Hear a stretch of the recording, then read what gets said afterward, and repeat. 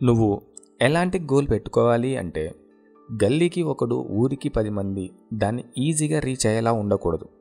నీ గోల్ గురించి తెలిసినోడు అయితే ఆశ్చర్యపడాలి, లేకుంటే ఈర్ష్యపడాలి. అలా ఉండాలి నీ గోల్. బేసిక్ నీడ్స్ కోసం గోల్స్ని పెట్టుకోవద్దు. నీ చేతిలో రూపాయి కూడా లేనప్పుడు నువ్వు ఉద్యోగం గురించి ఆలోచిస్తే దాన్ని అవసరం అంటారు. అదే 100 మందికి జాబ్ ఇచ్చే పొజిషన్కి వెళ్ళాలి అని పెట్టుకో. అది గోల్ అంటే. నీకు పరిచయం ఉన్న ప్రతి ఒక్కడితో నీ గోల్ గురించి డిస్కషన్ పెట్టి వాళ్ళ ఒపీనియన్ని అడక్కో. తెలిసి తెలియక రకరకాలుగా మాట్లాడి నీ గోల్ మీద నీకే డౌట్ ఇచ్చేలా చేస్తారు మహానుభావులు. టైం నీది, ఎఫర్ట్ నీది, లైఫ్ నీది.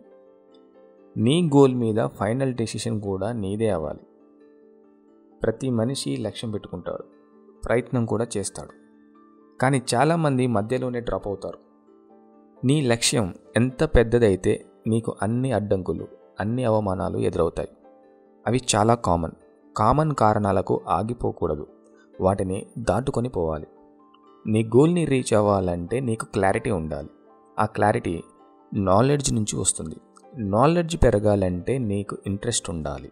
ఫస్ట్ నీ ఇంట్రెస్ట్ ఏంటో తెలుసుకో, తర్వాత నీ గోల్ని ఎంచుకో. గోల్ని ఎప్పుడు కూడా ట్రై చేయకూడదు, టార్గెట్ చేసి కొట్టాలి. టీచర్ కొట్టిందనే కోపంతోనో, నాన్న తిట్టాడనే బాధతోనో గోల్ పెట్టుకోకు.